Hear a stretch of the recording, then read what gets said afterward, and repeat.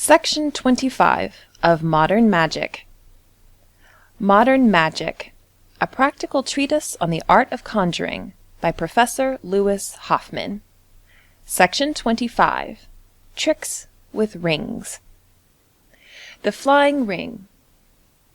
The majority of ring tricks depend upon the substitution at some period of the trick of a dummy ring for a borrowed one, which must be so nearly alike as not to be distinguishable by the eye of the spectator.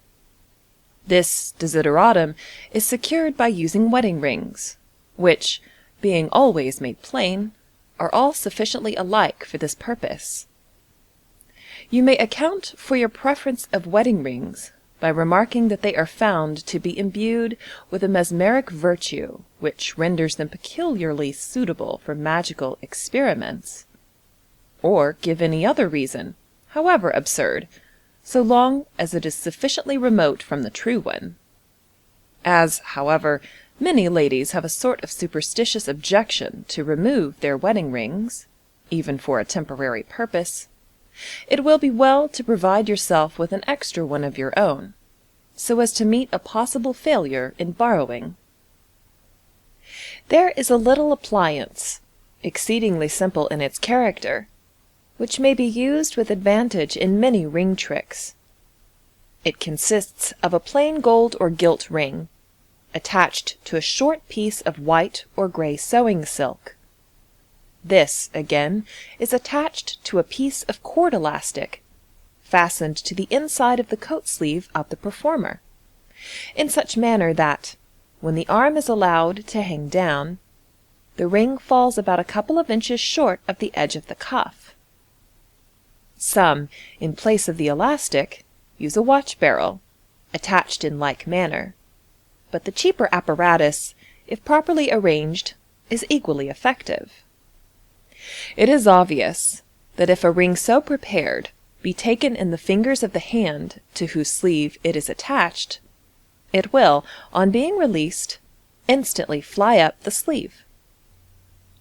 This renders it a useful auxiliary in any trick in which the sudden disappearance of such a ring is an element, and a little ingenuity will discover numerous modes of making it so available. One of the simplest modes of using it is as follows. Producing a small piece of paper, to which you direct particular attention, you state that a wedding ring wrapped up therein cannot be again extracted without your permission. A wedding ring is borrowed in order to test your assertion, and you, meanwhile, get in readiness the flying ring, which is attached, we will suppose, to your left sleeve. Receiving the borrowed ring in your right hand, you apparently transfer it to the other hand, really palming it between the second and third fingers, and at the same moment exhibiting your own ring, and immediately afterwards drop the borrowed ring into the pochette on that side. You must take care so to stand that the back of your left hand may be towards the spectators, that the thread, lying along the inside of your hand, may not be seen. Spreading the paper on the table, and placing the ring upon it, you fold the paper over it, beginning with the side away from you, and pressing it so as to show the shape of the ring through it. As you fold down a second angle of the paper, you release the ring, which forthwith flies up your sleeve. You continue to fold the paper, and, repeating your assertion that no one can take the ring out without your permission, hand it to a spectator, in order that he may make the attempt. On opening the paper, he finds that you were very safe in asserting that he could not take the ring out of it, inasmuch as the ring is no longer in it. Having gained possession of the borrowed ring, you may reproduce it in a variety of different ways, according to your own fancy and invention.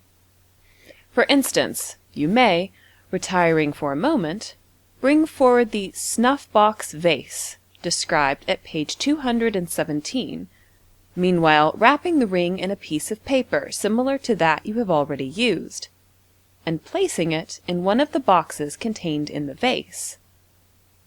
Bringing the vase forward to the audience, you open it in such manner as to exhibit the other box, in which, after it has been duly examined, you request one of the audience to place the empty paper.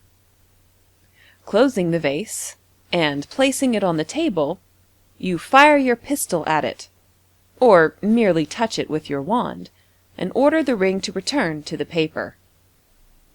You now open the vase at the compartment containing the first box. Drawing particular attention to the fact that you have not even touched the box, you again offer it for inspection.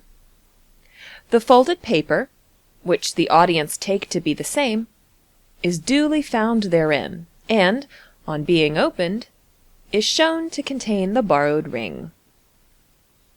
A similar effect, on a smaller scale, may be produced by privately placing the paper containing the ring in the inner compartment of the plug box, described at page 192, and requesting one of the audience to place the original folded paper in the outer compartment. To pass a ring from the one hand to either finger of the other hand. This is a very old and simple trick, but it has puzzled many, and comes in appropriately in this place, as affording another illustration of the use of the flying ring. The only additional preparation consists of a little hook, such as is used to fasten ladies' dresses, sewn to the trouser of the performer, just level with the fingers of his right hand when hanging by his side, but a little behind the thigh, so as to be covered by the coat tail. Borrowing a wedding ring, the performer receives it in his right hand, immediately transferring it in appearance, as in the last trick, to his left hand. Showing in place of it the flying ring, which is already in his left hand, he drops the right hand to his side, and slips the borrowed ring on the little hook. Then remarking, "You all see this ring, which I have just borrowed. I will make it invisibly pass to my right hand, and on to whichever finger of that hand you may please to select." Here he waves his right hand with an indicative gesture, thus indirectly showing that he has nothing therein, and again lets the hand fall carelessly by his side. As soon as the finger is chosen, he slips the borrowed ring upon the end of that particular finger, immediately closing the hand so as to conceal it, and holds out the hand at arm's length in front of him. Then saying, "1, 2, 3, pass!" he releases the flying ring and, opening both hands, shows that the left is empty, and that the borrowed ring has passed to the selected finger of the right hand. The hook may, if preferred, be dispensed with, the ring being simply dropped into the pochette on the right side, and again taken from thence when required. To pass a ring through a pocket handkerchief. This is but a juvenile trick, but we insert it for the sake of completeness. It is performed by the aid of a piece of wire, sharpened to a point at each end, and bent into the form of a ring. The performer, having this palmed in his right hand, borrows a wedding ring and a handkerchief, silk for preference. Holding the borrowed ring between the fingers of his right hand, he throws the handkerchief over it, and immediately seizes with the left hand, through the handkerchief, apparently the borrowed ring, but really the sham ring, which he adroitly substitutes. He now requests one of the spectators to take hold of the ring in like manner, taking care to make him hold it in such a way that he may not be able to feel the opening between the points, which would betray the secret. The ring being thus held, and the handkerchief hanging down around it, a second spectator is requested, for greater security, to tie a piece of tape or string tightly round the handkerchief an inch or two below the ring. The performer then takes the handkerchief into his own hand, and, throwing the loose part of the handkerchief over his right hand, so as to conceal his mode of operation, slightly straightens the sham ring, and works one of the points through the handkerchief, so getting it out, and rubbing the handkerchief with his finger and thumb in order to obliterate the hole made by the wire in its passage. He now palms the sham ring and produces the real one, which has all along remained in his right hand, requesting the person who tied the knot to ascertain for himself that it has not been tampered with. To pass a ring through the table. This also is a juvenile trick, but a very good one. The necessary apparatus consists of an ordinary glass tumbler and a handkerchief to the middle of which is attached, by means of a piece of sewing silk about 4 inches in length, a substitute ring of your own. Borrowing a ring from one of the company, you announce that it will, at your command, pass through the table. But as the process, being magical, is necessarily invisible, you must first cover it over. Holding the handkerchief by 2 of the corners, you carelessly shake it out, taking care to keep the side on which is the suspended ring towards yourself, and wrapping in it, apparently, the borrowed, but really the suspended ring, you hand it to one of the company, requesting him to grasp the ring through the handkerchief and to hold it securely. A word of caution may here be given, which will be found more or less applicable to all magical performances. Have the room in which you perform as brilliantly lighted as you please, but take care so to arrange the lights, or so to place yourself, that all the lights may be in front of you, and none behind you. The trick we are now describing affords a practical illustration of the necessity for this. If you have any light behind you, the handkerchief, as you shake it to show that it is not prepared, will appear semi-transparent, and the spectators will be able to see the suspended ring dangling behind it. For a similar reason, you should always endeavor to have a dark background for your performances, as any thread, or the like, which you may have occasion to secretly use, will then be invisible at a short distance, while against a light background, for example, a muslin curtain or white wallpaper, it would be instantly noticeable. But to return to our trick. We left one of the spectators tightly holding the suspended ring, covered by the folds of the handkerchief.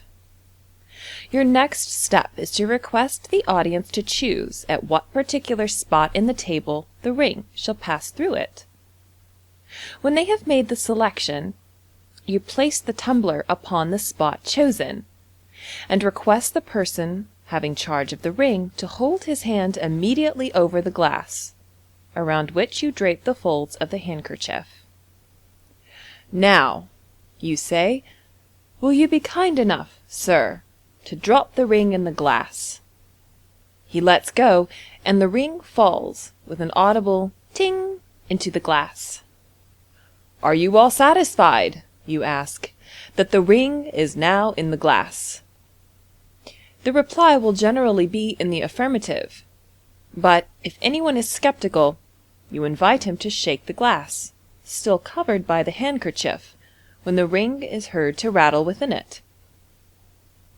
Your next step is to borrow a hat, which you take in the hand which still retains the genuine ring, holding it in such manner that the tips of the fingers are just inside the hat, the ring being concealed beneath them. In this condition, you can freely exhibit the inside of the hat, which is seen to be perfectly empty. You now place the hat under the table, mouth upwards, relaxing as you do so the pressure of the fingers, and allowing the coin to slide gently down into the crown. Leaving the hat under the table, which should be so placed that the spectators cannot, as they stand or sit, see quite into the crown, you take hold of the extreme edge of the handkerchief, and saying, "1, 2, 3, pass," jerk it away, and request someone to pick up the hat, and return the borrowed ring to the owner. We have given the trick in its simplest form, but it is obvious that it is capable of any amount of variation as regards the circumstances under which the vanished ring is again found. The plug box, page 192, or the nest of boxes, page 197, may be here made available, the performer placing the ring where it is to be afterwards found, during his momentary absence in search of the necessary apparatus. To pass a ring invisibly upon the middle of a wooden wand, the ends being held by two of the spectators.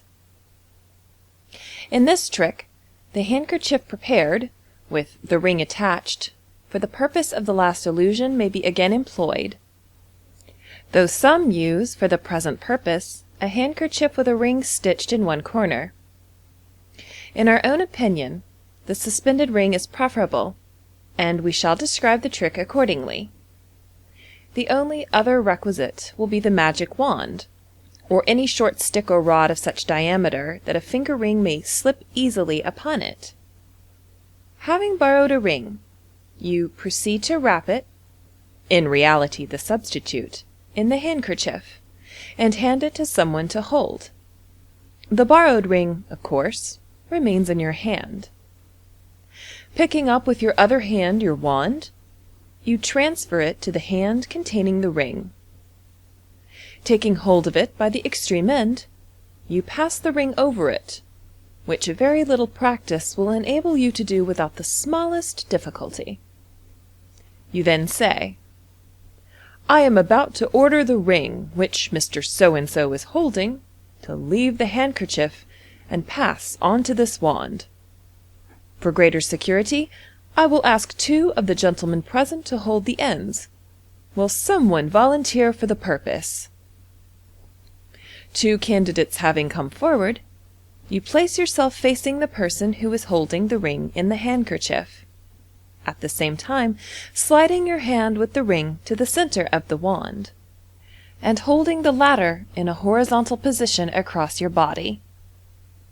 You now invite the two volunteers each to take hold of one end, pretending to be very particular that the wand should be perfectly horizontal, this giving you an excuse for keeping your hand upon it, sliding it backwards and forwards, and raising now one end, now the other, till the level is such as to satisfy your correct eye. When at last you are satisfied, you ask the person in charge of the ring to step forward, so as to bring it immediately above the wand, over which you immediately spread the pocket handkerchief, letting the edges fall on either side of the wand. As soon as the wand is covered, you can, of course, remove your hand. Then, taking hold of one corner of the handkerchief, you request the holder of the ring to let go at the word 3, and saying, "1, 2, 3, pass," draw away the handkerchief sharply, which, brushing against the genuine ring, will set it revolving rapidly, as though it had just passed onto the wand. Some professors introduce the flying ring in the performance of this trick, thus dispensing altogether with the handkerchief. The slight variations in working thereby rendered necessary will readily suggest themselves without further explanation. The magic ball and rings. This is a recent improvement on the trick last described. The performer borrows 3 rings, which, in this instance, as the trick does not depend upon a substitution, may be of any pattern. They should not, however, be too large, for which reason ladies' rings are preferable. These he places, or requests the owners to place in the Davenport cabinet, see page 195, the watch box, see page 219, or any other apparatus which will enable him secretly to get possession of them.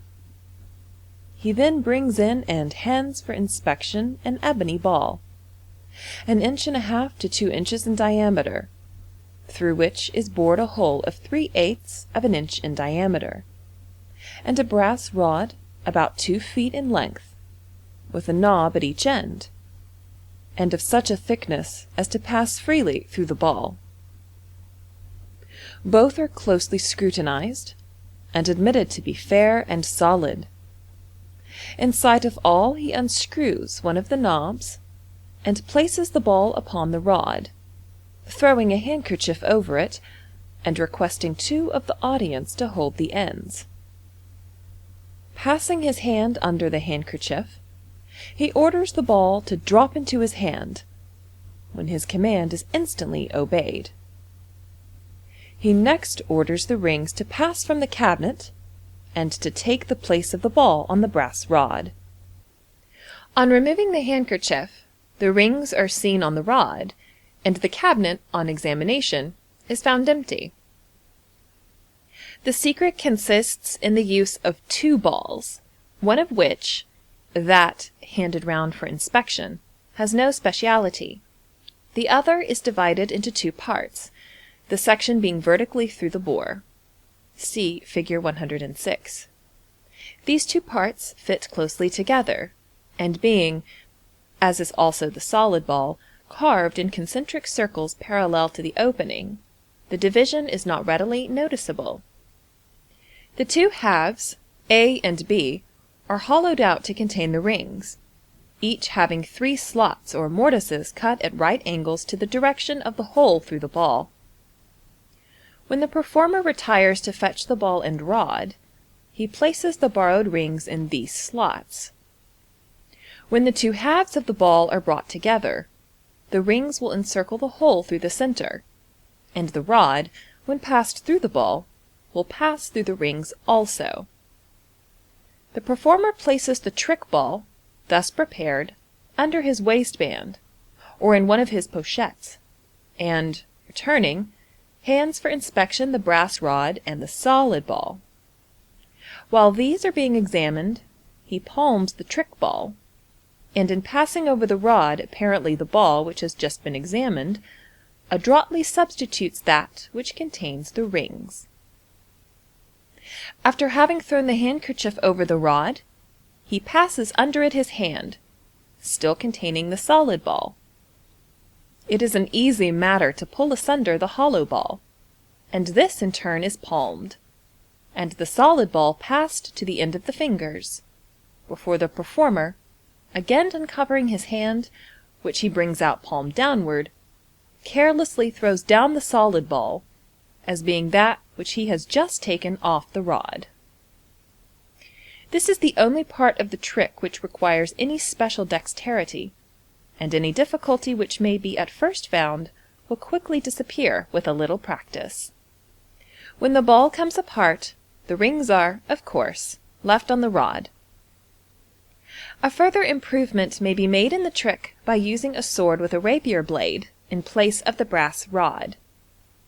The trick is not only more effective in appearance, as the sword appears to cut through the ball, but the tapering shape of the blade makes the trick much easier to perform, as you have only to draw the ball down towards the hilt, when the swell of the blade will force the 2 halves of the ball apart, leaving them naturally in your hand. It is best in this case simultaneously to let the solid ball drop from your palm to the floor. This draws all eyes downwards, and gives you ample opportunity to drop the halves of the trick ball into your secret pocket.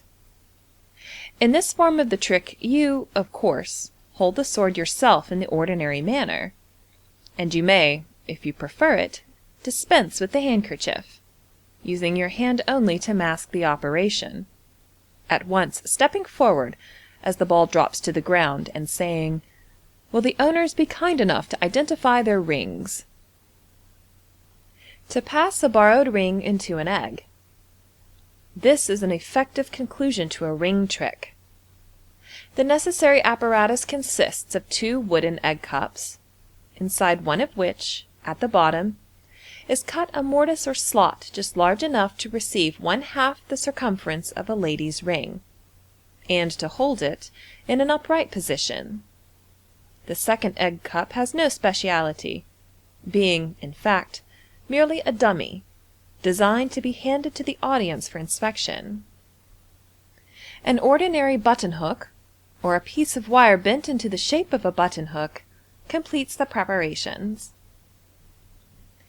We will assume that the performer has, in the course of one or other of the tricks already described, secretly obtained possession of a borrowed ring, which the audience believes still to remain in some place or apparatus in which they have seen it deposited.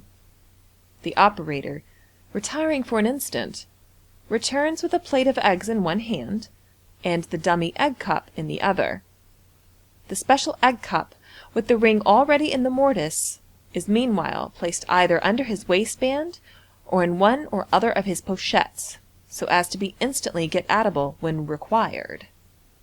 Placing the eggs on the table, he hands round the egg cup for inspection, that all may observe that it is wholly without preparation, and in turning to place the egg cup on the table, he substitutes for it the one which contains the ring, but which the audience naturally believe to be that which they have just examined. Bringing forward the plate of eggs, the performer requests the company to choose whichever they please.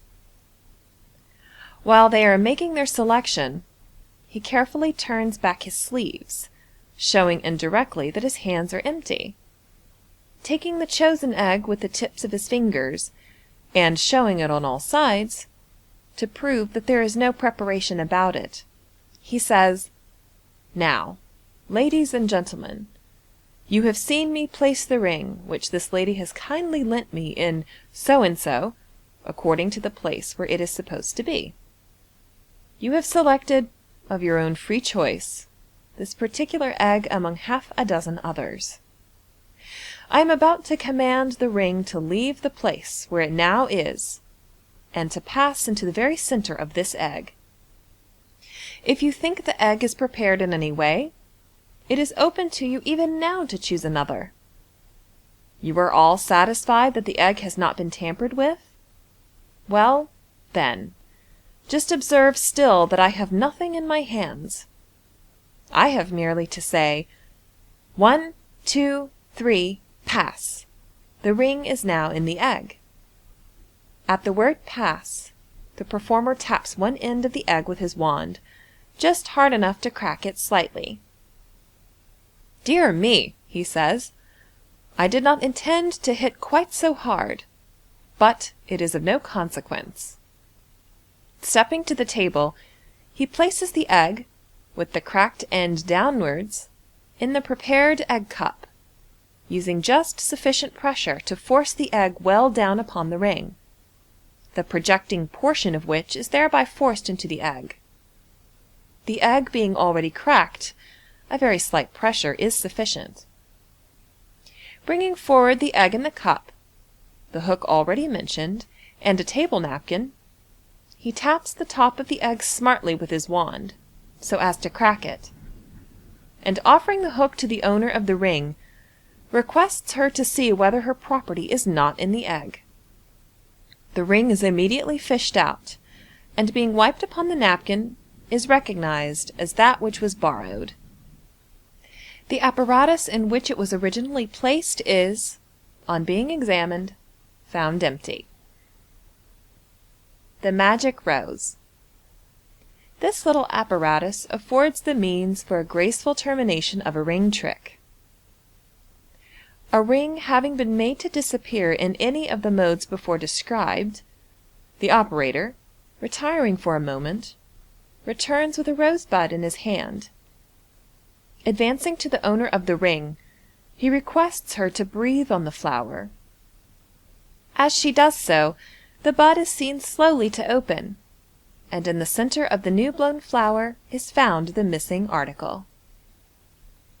The idea of the flower, warmed into bloom under a fair lady's breath, is so poetical that it seems quite a pity to be obliged to confess that the rose is an artificial one, made chiefly of tin, and that its petals, normally held open by the action of a spring, are, when the flower is first brought on, kept closed by a sliding ring or collar upon the stalk, again reopening as this collar is drawn back by the magician's fingers.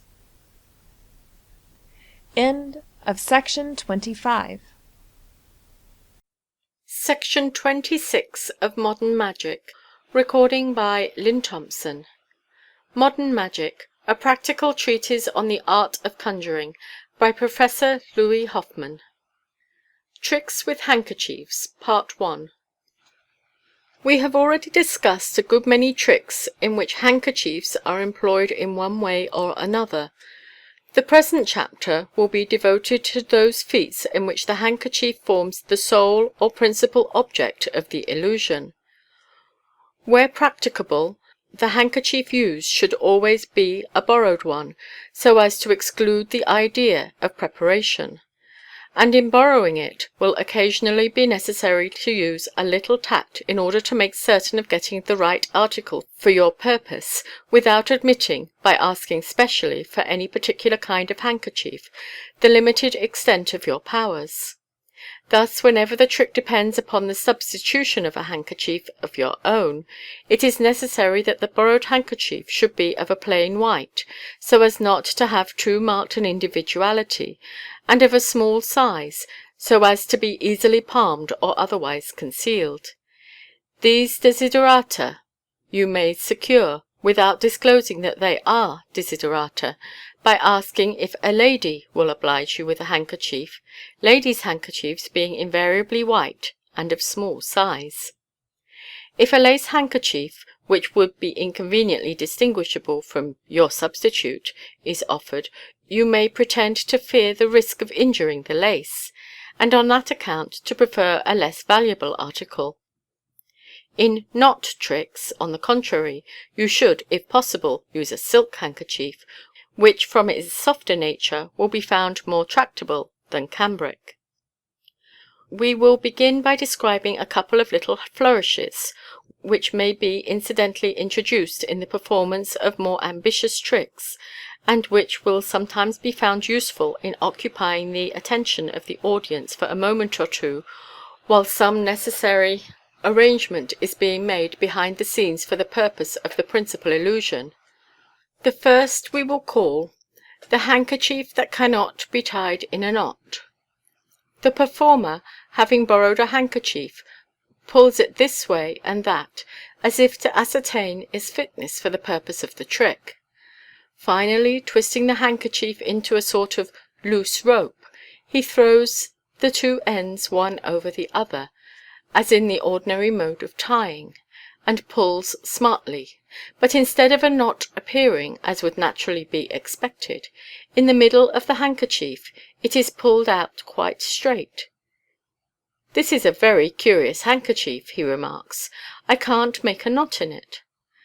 The process is again and again repeated, but always with the same result. The secret is as follows. The performer, before pulling the knot tight, slips his left thumb, as shown in Fig.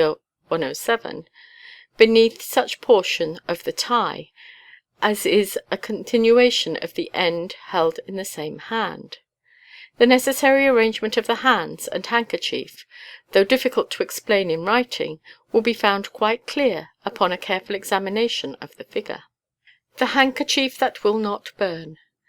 This may be used either separately or in conjunction with the foregoing. The performer, taking the handkerchief, asks if it will burn. The owner naturally answers that she has no doubt it will. "Suppose we try," says the performer, and taking the handkerchief by two of its corners, he draws it 3 or 4 times obliquely upwards across the flame of a lighted candle, without its receiving the slightest injury. There is really no mystery whatever about this, although to those who have never tried it, it appears very surprising, and the spectators are generally persuaded that you have somehow substituted another handkerchief, made incombustible by chemical means. The performer has only to take care not to allow the handkerchief to rest motionless while in contact with the flame. In the act of drawing the handkerchief over the candle, the contact of any given part of the flame is so momentary that it is barely warmed in its passage. You must, however, take care not to attempt this trick with a handkerchief that has been scented, as any remains of spirit about it would cause it to ignite instantly, and place you in a rather awkward position. Where a substitute handkerchief has to be burned in the course of a trick, it is by no means a bad plan to exhibit with the substitute, which the audience take to be the original, this phenomenon of supposed incombustibility, and appearing to grow careless from repeated success, at last to allow the handkerchief to catch fire. If you can by such means induce the audience to believe, for the time being, that the burning was an accident, you will the more astonish them by the subsequent restoration. The vanishing knot. For this trick you must use a silk handkerchief. Twisting it rope fashion, and grasping it in the middle with both hands, you request one of the spectators to tie the two ends together. He does so, but you tell him that he has not tied them half tight enough, and you yourself pull them still tighter. A second and third knot are made in the same way, the handkerchief being drawn tighter by yourself after each knot is made. Finally, taking the handkerchief and covering the knots with the loose part, you hand it to someone to hold. Breathing on it, you request him to shake out the handkerchief, when all the knots are found to have disappeared. When the performer apparently tightens a knot, he in reality only strains one end of the handkerchief, grasping it above and below the knot. This pulls that end of the handkerchief out of the twisted condition in the knot into a straight line, round which the other end of the handkerchief remains twisted. In other words, converts the knot into a slip knot. After each successive knot, he still straightens this same end of the handkerchief. This end, being thus made straight, would naturally be left longer than the other, which is twisted round and round it. This tendency the performer counteracts by drawing it partially back through the slip knot at each pretended tightening. When he finally covers over the knots, which he does with the left hand, he holds the straightened portion of the handkerchief immediately behind the knots, between the first finger and thumb of the right hand, and therewith, in the act of covering over the knots, draws this straightened portion completely out of the slip knot. Some performers, among whom we may mention Hoffman, make this feat still more effective by borrowing half a dozen handkerchiefs, and allowing them all to be tied end to end by the spectators. After each knot the professor pretends to examine it, asking, "What kind of a knot do you call this, sir?" and meanwhile pulls it into the required condition.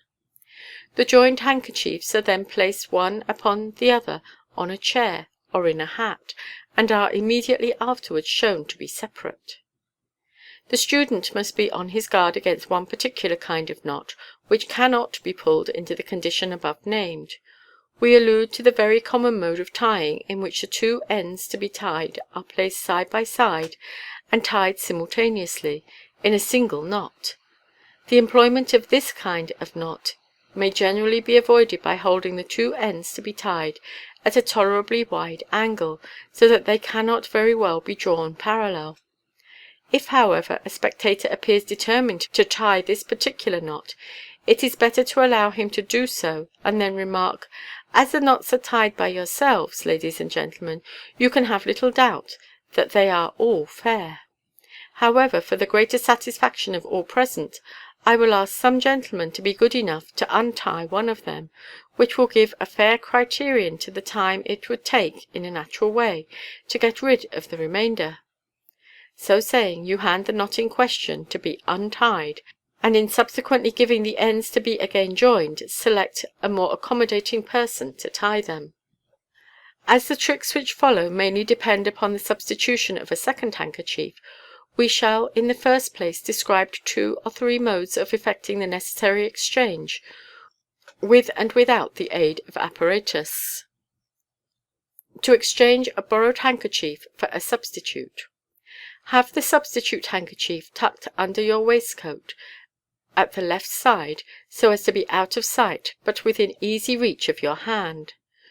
Receive the borrowed handkerchief in your right hand, and as you left wheel to your table to place it thereon, tuck it under your waistband on the right side, and at the same moment pull out with the other hand the substitute, and throw the latter on the table.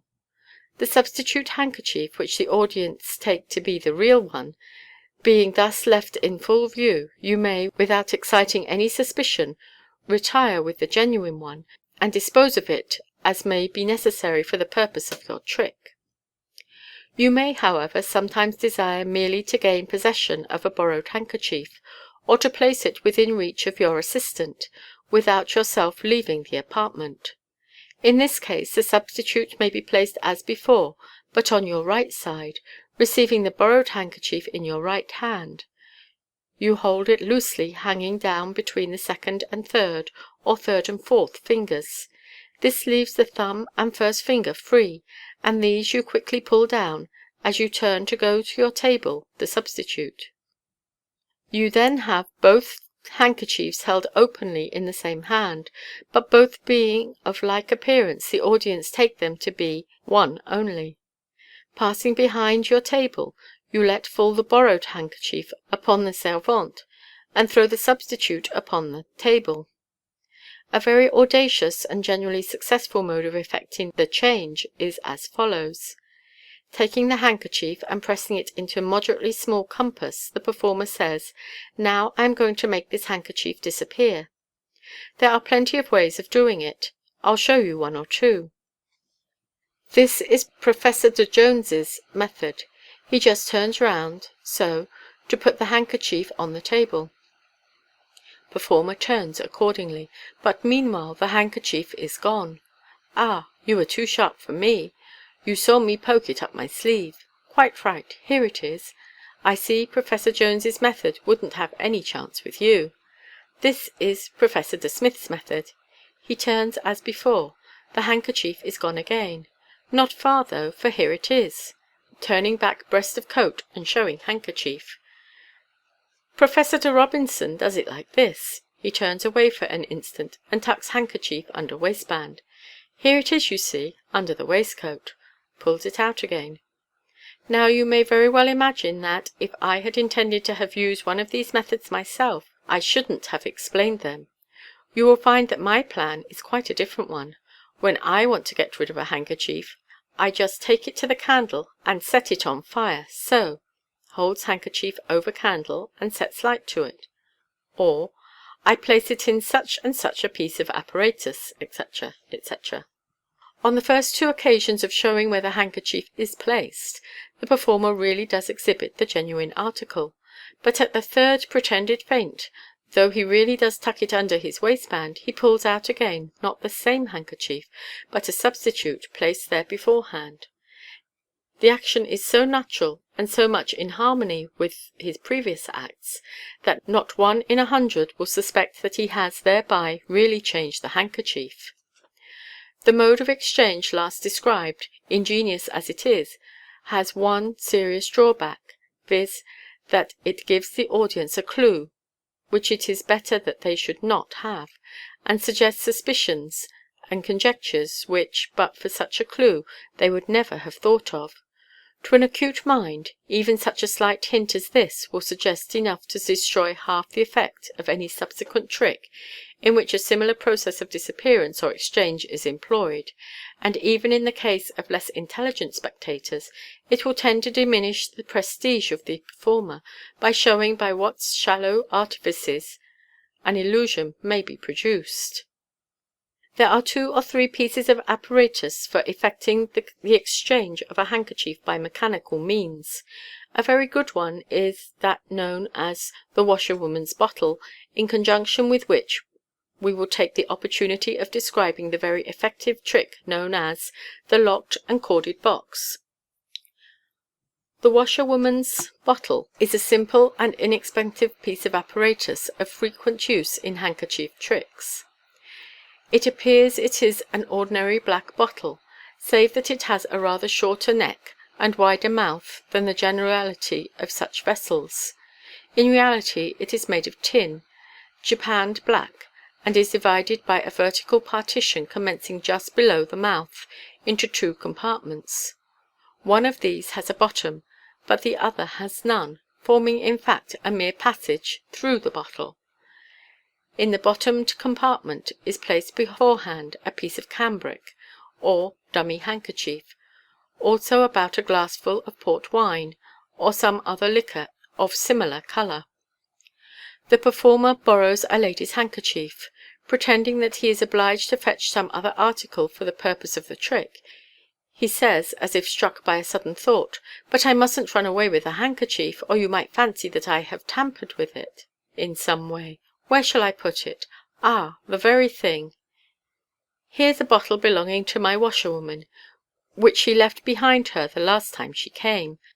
It's sure to be clean, for she is a most particular old lady. We often hear of a lady carrying a bottle in her handkerchief. Why not a handkerchief in a bottle? First, madam, please see that I have not exchanged the handkerchief. Right, is it? Well then, here goes for the bottle." Standing behind his table, in full view of the spectators, he stuffs the borrowed handkerchief into the bottle, ramming it down with his wand.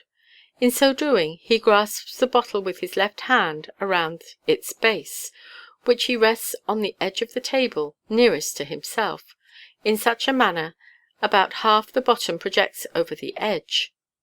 When he places the handkerchief in the bottle, he places it in the open compartment, and pushes it with his wand right through the bottle into his left hand, if he desires to obtain personal possession of it, or lets it fall on the servante, if it is to be carried off by his assistant. We will assume, for our present purpose, that he simply pushes it into his left hand. It is easy to get rid of it into the pochette on the same side.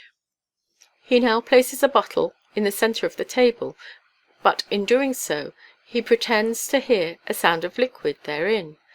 "I hope the bottle was empty," he remarks. "I never thought about that." He shakes the bottle, and the liquid therein is distinctly audible. "Good gracious!" he exclaims, "I'm afraid I have ruined your handkerchief." He now pours the liquid into a glass, and then, putting his fingers inside the bottle, he pulls out the prepared piece of cambric, which, of course, is wet and stained. Leaving it hanging from the neck of the bottle, he advances to the owner and expresses his regret at the accident, but the audience, who begin to suspect that the pretended mistake is really a part of the trick, insists that the handkerchief shall be restored in its original condition. The performer feigns embarrassment, but at last says, "Well, ladies and gentlemen, I cannot dispute the justice of your observations. The handkerchief certainly ought to be returned clean as at first, and as my washerwoman has been the cause of the mischief, she is the proper person to repair it.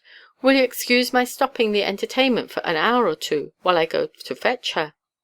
You object to the delay? Well then, I will bring her here by spiritualistic means, à la Mrs. Guppy. Pardon me one moment." He retires, and returns with a square box and the magic pistol. Placing the box on the table, and making a few mysterious passes over it with his wand, he says in the deepest tones, "Spirit of Mrs. Tubbs, I command you to pass into this box, there to remain until you have repaired the damage which your carelessness has caused." Then, taking the saturated cambric from the bottle, he crams it into the pistol, and retiring to the farthest position of the stage, fires at the box. Laying down the pistol, and taking up the box, he advances to the owner of the handkerchief, and offering her the key, begs her to unlock it. She does so, expecting to find her handkerchief, but finds instead a second box. This, and 4 or 5 others in succession, are opened, and in the innermost is found the handkerchief, folded and ironed, as if newly returned from the wash. With the reader's present knowledge, it would be almost superfluous to tell him that the operator avails himself of his momentary absence to damp and fold the handkerchief and to press it with a cold iron. If a hot one can be obtained, so much the better, but there is no absolute necessity for it. Having done this, he places it in the square nest of boxes, and closing them, returns to the audience. The magic pistol has already been described. Where an assistant is employed, the performer merely pushes the handkerchief through the bottle on to the servante, as already mentioned, and the assistant, passing behind the table on some pretext or other, carries it off and places it in the nest of boxes, while the audience are occupied by the pretended discovery of wine in the bottle. The trick in this form appears even more surprising inasmuch as the performer does not leave the stage at all, and the box is brought in and placed on the table by a person who, to all appearance, has never had the handkerchief, even for a moment, in his possession. In order still further to heighten the effect of the trick, the handkerchief is sometimes caused to reappear in the innermost of a nest of boxes, which has throughout the entertainment been hung up in full view of the audience, and the outermost of which is carefully corded and sealed. The performer in this case, after firing the supposed box, for the audience are, of course, ignorant that there are more than one, directs his assistant to take it down from the elevated position and place it on the table. Cutting the cords and opening the box, he produces from it another corded like the first. From this second box he produces another smaller box, of an ornamental character, the square nest of boxes above mentioned. This he hands to the owner of the handkerchief, with a request that she will open it, and the result is as already described. The trick in this form is one of the very best exhibited on the stage, and yet, as indeed are most of the best feats, it is performed by the simplest possible means. The outer box is an ordinary deal box, bona fide sealed and corded, but the second, though equally genuine in appearance, has no bottom, and the cord, though apparently quite complete, does not cross beneath the box, which is in fact nothing more than a wooden shell or cover with a lid to it. When the performer takes out this second box and places it on the table, he tilts it forward for a moment, and in that moment slips the nest of boxes, which is placed in readiness for the servante, underneath it, immediately afterwards raising the lid, and taking out the nest as if it had all along been contained therein. It only remains to explain the mode by which the nest of boxes with the handkerchief therein is placed upon the servante. Some performers employ the rather too transparent expedient of making the assistant bring in then and there a small round table, behind which, on a servante of its own, is placed the closed nest of boxes. A better plan, where the size of the nest permits, is to have it placed open before the performance commences on the servante of the centre table. It is then an easy matter for the performer, or his assistant, as the case may be, to slip in the folded handkerchief and close the boxes, the remainder of the trick proceeding as already described. Some performers use for the purpose of this trick a special mechanical table, which, by means of a lifting apparatus, itself introduces the nest of boxes through a trap into the bottomless box, without the necessity of tilting the latter. End of Section 26. Section 27 of Modern Magic. Recording by Lynn Thompson. Modern Magic, a practical treatise on the art of conjuring, by Professor Louis Hoffman. Tricks with Handkerchiefs, Part 2. The Reversible Canister. This is another piece of apparatus more particularly designed for changing a handkerchief, though equally available for many other exchanges. In appearance it is an ordinary cylindrical canister, closed with a cap, and similar in shape to those in which tea is kept, but of smaller size, being only 5 to 6 inches in height. In reality, however, that which appears to be the body of the canister is a mere tube, within which slides up and down an inner canister, which is made double-headed, that is, like two shallow canisters placed bottom to bottom. See Fig. 108. The pattern of the outer tube is alike at top and bottom, so that whether the combined canister is as shown in the figure, with compartment A uppermost, or turned upside down, with compartment B pushed into view, the appearance to the eye of the spectator is the same. The canister is prepared by placing beforehand in one or other of the compartments, say B, a piece of cambric, as much like a lady's handkerchief as possible. Compartment A is then pushed upwards as shown in the figure. Borrowing a handkerchief, the performer requests the owner to place it for safe keeping in the canister, which he brings forward for that purpose. As he turns to replace it on the table, he takes advantage of the moment during which his back is towards the spectators to push down A, thus pushing out B at the opposite end of the tube, and at the same time to turn over the canister, which when placed on the table will still look as shown in the figure, but will have in reality B uppermost. Presently taking out the prepared cambric, which the spectators take to be the handkerchief, he burns or otherwise disposes of it, to be subsequently reproduced by the simple process of again reversing the canister.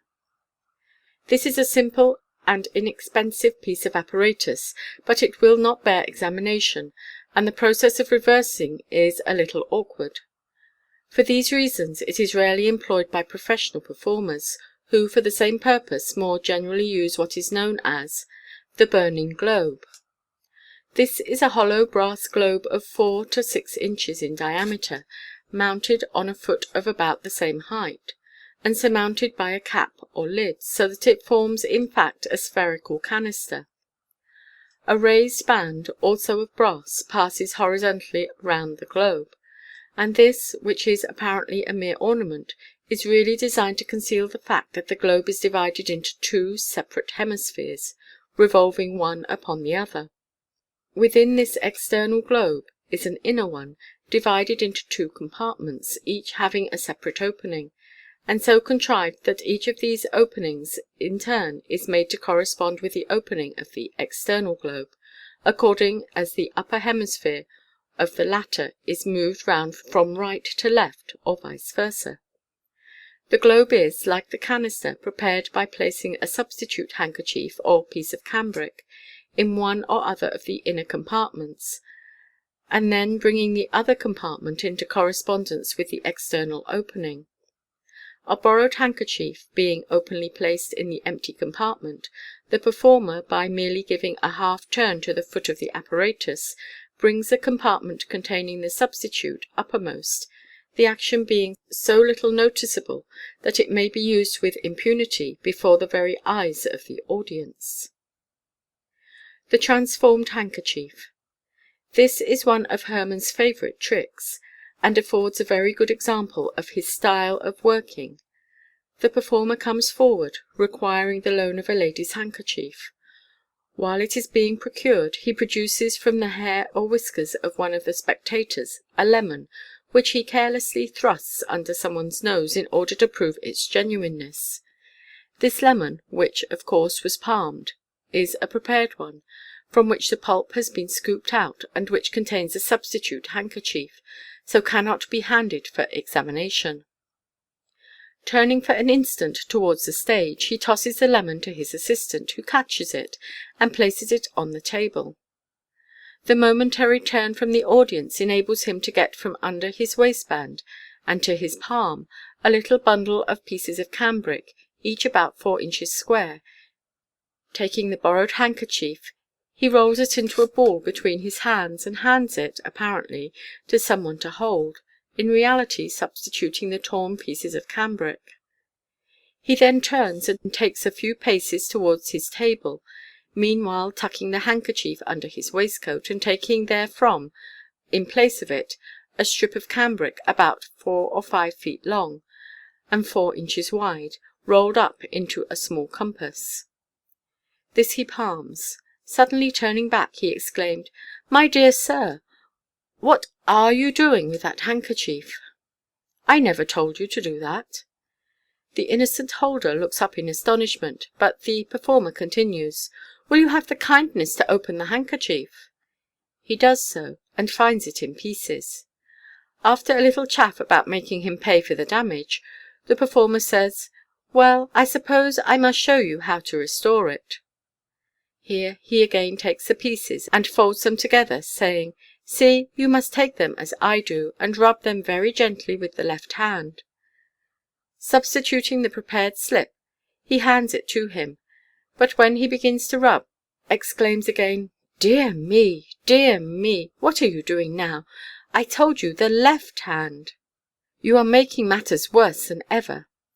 The handkerchief is now found in a long strip. The performer endeavours to induce the owner to accept it in this shape, which he assures her is the newest style, but she naturally objects, and begs that it may be restored to its original condition.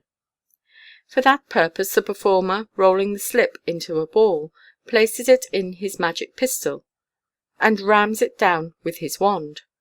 Appearing to reflect for a moment, he says, "Where shall I fire it? Ah, suppose I aim at that lemon on the table." Bang goes the pistol, and the performer, taking a knife, cuts the lemon all round, flinging the rind carelessly on the stage, and produces the substitute handkerchief, professedly the original. He comes forward to the audience with it, and, after thanking the owner, makes the gesture of returning it, but as if struck by a sudden thought, checks himself and says, "I'm afraid it smells rather strong of the lemon. Will you allow me to scent it for you? I have some capital eau de cologne here." Going back to his table, he places the handkerchief on a plate and pours scent on it, turning as he does so to the owner, and saying, "Please tell me when you think there is enough." While his back is turned, the attendant, who has been standing by, holding a lighted candle with a mischievous wink at the company, tilts the candle and sets the handkerchief on fire. The performer apologizes for his assistant's stupidity, but appeals to the company to bear witness that it was no fault of his, and bringing forward the plate, with the handkerchief still blazing, offers it to the owner.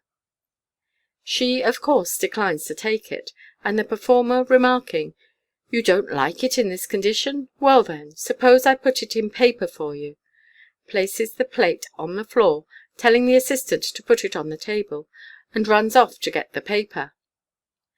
The attendant tries to lift off the plate, but finds that it burns his fingers. However, after several attempts, getting the plate a little nearer to the table at each, he manages to place it on the table. This little by-play amuses the audience, and gives the performer a few moments which he requires for his preparations behind the scenes. Coming forward with a sheet of clean white paper, he wraps therein the still blazing handkerchief, crushing it together so as to extinguish the flames. He offers the packet so made to the lady, who, believing that it contains nothing but ashes, declines to receive it, when the professor, tearing the paper apart, pulls out the handkerchief, perfectly restored, while the burnt fragments have vanished. The effect last mentioned is produced by the use of a double paper, pasted together round 3 of its sides, and thus forming a kind of bag in the centre. In this bag the performer, during his momentary absence from the stage, places the genuine handkerchief folded so as to occupy as little space as possible. The handkerchief therefore lies between the two thicknesses of the paper, and when the rolled up packet is torn open from outside, may be removed without disturbing the burnt fragments which still remain inside the paper. Where it is necessary, as for the purpose of this trick, to introduce some article into a lemon, the necessary preparation should be made as follows. A lemon with a thick hard rind should be selected, and a plug-shaped piece, about 1.5 inches in diameter, should be scooped with a sharp knife out of one end. The pulp may now be removed, leaving the rind a mere shell, while the piece originally cut out will form a kind of stopper, which may be secured in its place by thrusting a hairpin or piece of wire through the fruit and plug from side to side, nipping off the ends flush with the outer surface. When the performer exhibits the lemon, he takes care to have the cut end inwards towards his palm, so that the circular mark is concealed by the fingers, and when he desires to produce the handkerchief, he cuts the opposite end. The handkerchief cut up burnt and finally found in a candle. We have already described one or two modes in which a handkerchief, after being apparently cut up or burnt, may be reproduced in its original condition. This is another and very effective form of the same trick. Having borrowed a white handkerchief, you exchange it, by one or other of the means already described, for a substitute of similar appearance, and place the latter on the table. You then remember that, as you are about to burn the handkerchief, you will want a candle. You call to your attendant, but he, previously instructed, does not answer, and after a momentary pause you determine to fetch it yourself. You have, however, no sooner left the stage than you meet the defaulter, and angrily remarking, in a stage whisper, so that the audience may hear, that he is never at hand when you want him, or making some similar observation, you order him to bring a lighted candle. Your absence is only momentary, but it has enabled you to throw him the real handkerchief, which he forthwith rolls up and places inside a candle made hollow for the purpose, which he then places in a candlestick, lights, and brings on the stage. You have meanwhile taken up the substitute handkerchief, and advanced to the audience, getting ready the while in your palm a small piece of cambric, about 6 inches in diameter. Taking the handkerchief by the centre, in the same hand you pull out between the first finger and thumb a portion of the piece of cambric, which is naturally taken to be a part of the handkerchief. Handing to one of the spectators a pair of scissors, you request him to cut off a small portion of the handkerchief. He cuts off a small piece of the cambric. Holding this piece in the one hand, and taking the remainder, with the substitute handkerchief hanging down below it, in the other, you offer to teach the company your patent method of mending handkerchiefs, requiring neither thimble, needle, nor thread. Applying the cut edges to the handle, you set them on fire, rubbing them together. Finally blowing out the flame, and throwing the handkerchief over the hand that holds the pieces, you palm them, and immediately afterwards show the handkerchief, i.e. the substitute, completely restored. The mode of procedure so far is pretty well known, and it is highly probable that one or more of the audience will be acquainted with it. Accordingly, you may safely expect to perceive in some quarter or other knowing glances or confidential communications as to how it's done. Noticing or pretending to notice this, you say, "Ah, I see there is a gentleman there who thinks he has found me out. You fancy, no doubt, sir, that I have performed this trick in the old fashion, by cutting a piece of cambric which does not form part of the handkerchief. Why, my dear sir, the trick in that form is as old as your grandmother. But it is my own fault. I quite forgot to show you that the handkerchief was really cut. It is my rule never to perform the same trick twice over, but I feel so hurt at your unkind suspicion, that I must break my rule for once, and this time you shall cut the handkerchief yourself." You offer him the scissors, and holding up the handkerchief, which the audience naturally believe to be the genuine one, by the middle, you allow him to cut a piece fairly out of it, immediately afterwards spreading it out, and showing that a large hole is made in the centre. Again you hold the edges to the candle, but this time, as if by accident, you let the flames fairly catch hold of the handkerchief, which you are compelled to drop upon a plate or tray, and to let it burn itself out. For a moment you feign to be embarrassed, and the audience are half inclined to believe that you have made a mistake, and your trick has failed. But you quickly recover your confidence, and remark, "This is not precisely what I intended, ladies and gentlemen. I am afraid I have made a little mistake, but fortunately it is easily remedied. The fact is, I forgot to pronounce the magic word at the right moment, and the handkerchief has in consequence stopped short at the first stage of transmigration. To make it pass into the second stage, that of renewed existence, I must again employ the agency of fire. See, I place the ashes in my magic pistol, and ram them down with my mystic wand. Now, what shall I aim at? Ah, the candle on the table. A capital mark, and as it has been before you throughout the trick, you know that it cannot have undergone any preparation.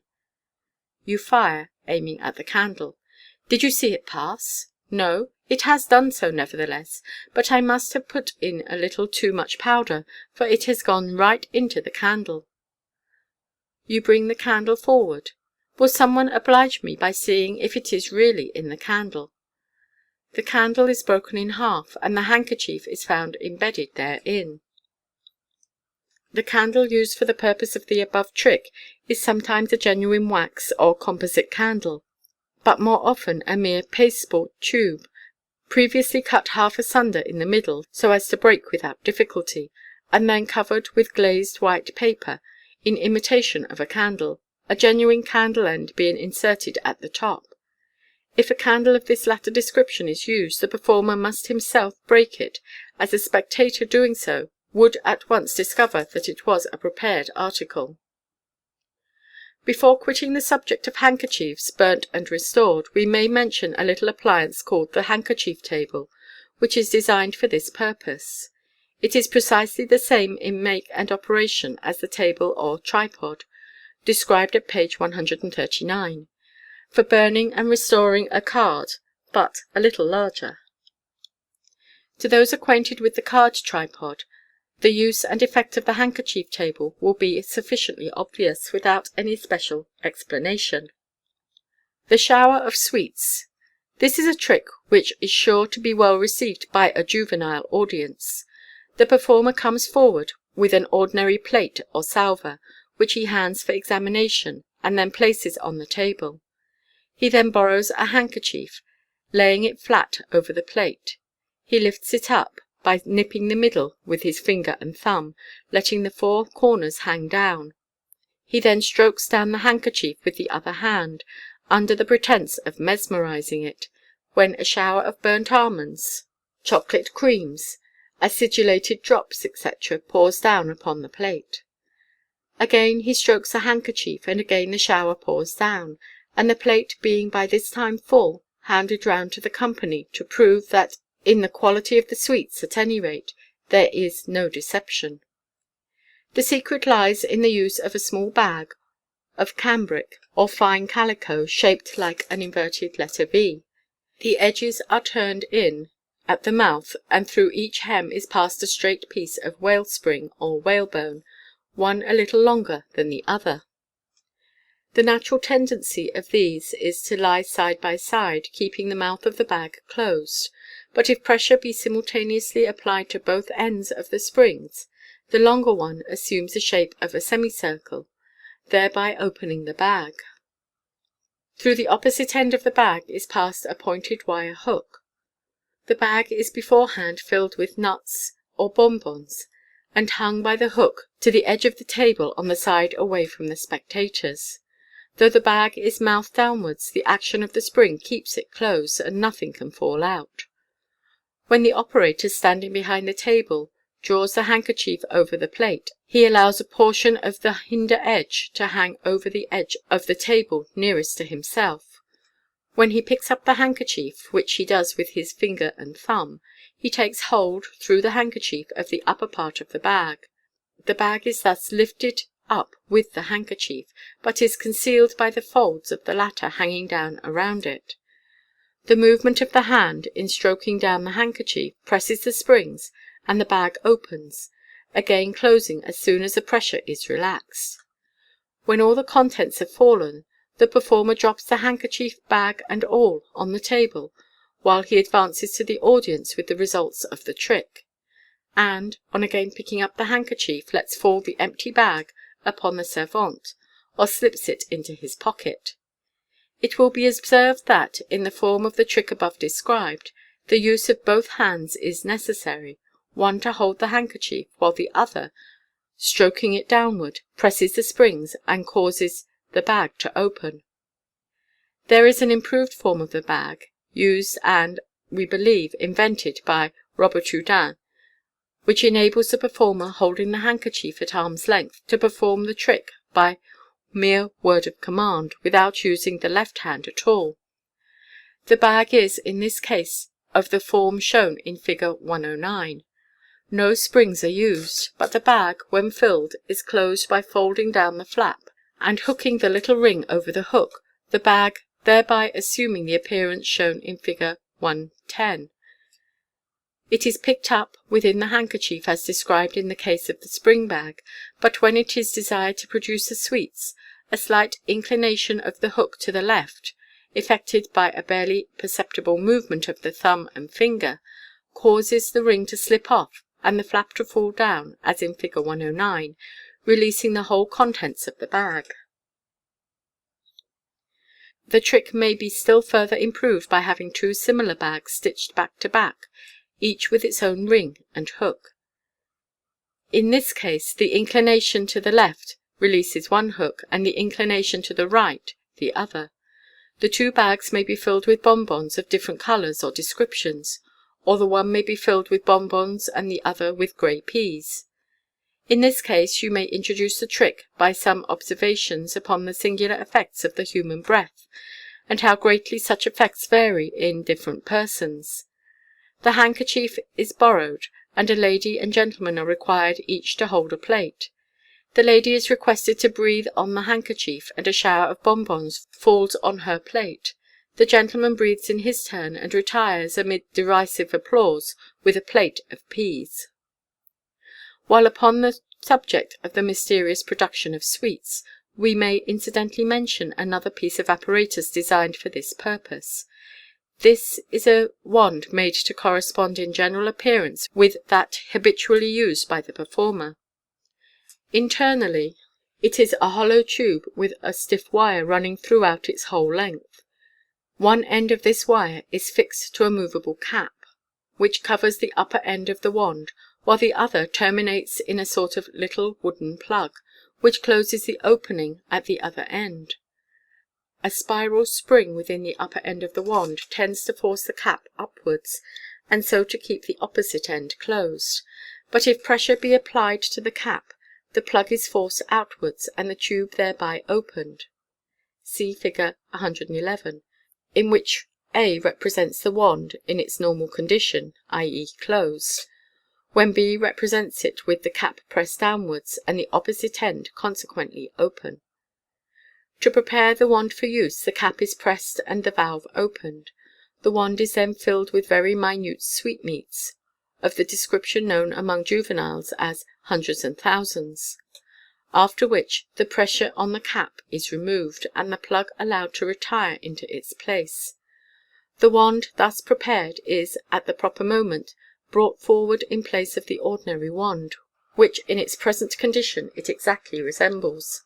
The performer then declares his intention of passing a shower of sweets into the pocket of a spectator, and having first shown it empty, touches the inside with the wand, at the same moment pressing the cap, when the sweets within escape into the pocket. The feathers from an empty handkerchief. This is a very simple illusion, but has nevertheless been a favourite with many noted prestidigitateurs. Its effect is as follows. The performer comes forward with a large handkerchief or small shawl, which he shakes about in all directions to show that it is empty. Throwing it over the left hand, he with the other grasps it by the middle, and removing the hand over which it was thrown, lets it hang perpendicularly down.